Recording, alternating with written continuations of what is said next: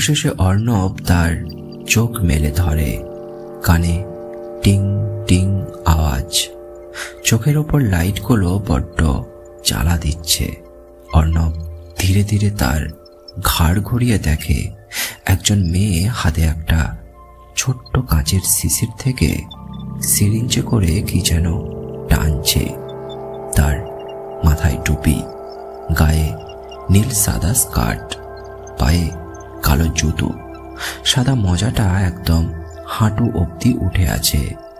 চারিদিকে চোখ বুলিয়ে অর্ণব বুঝতে পারল সে কোনো হাসপাতালে চিকিৎসাধীন।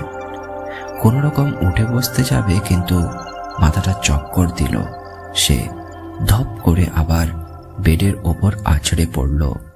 সঙ্গে সঙ্গে নার্স একরাশ হাসি মুখ নিয়ে তার কাছে দৌড়ে আসে, যেন তার চোখে মুখে খুশির ঠিকানা ছিল না।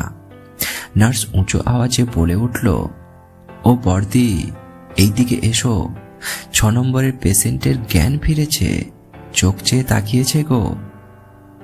সিনিয়র নার্স এসে দেখে আর সেও খুশিতে মেতে উঠেছে। হাসি মুখে বলল, দাঁড়া, ডাক্তারবাবুকে সুখবরটা দিতে হবে। ওদিকে আগের নার্স অর্ণবের কাছে এসে জিজ্ঞাসা করল, এখন কেমন লাগছে? কোথাও কোনো অসুবিধে নেই তো? অর্ণব মাথা নেড়ে উত্তর দিল, না, শুধু মাথাটা একটু চেপে আছে। সঙ্গে সঙ্গে নার্স আরো এক রাশ প্রশ্ন করল, আপনি আপনার নাম মনে করতে পারছেন তো? বাড়ি কোথায়? আর আপনার সাথে কি হয়েছিল সব মনে আছে?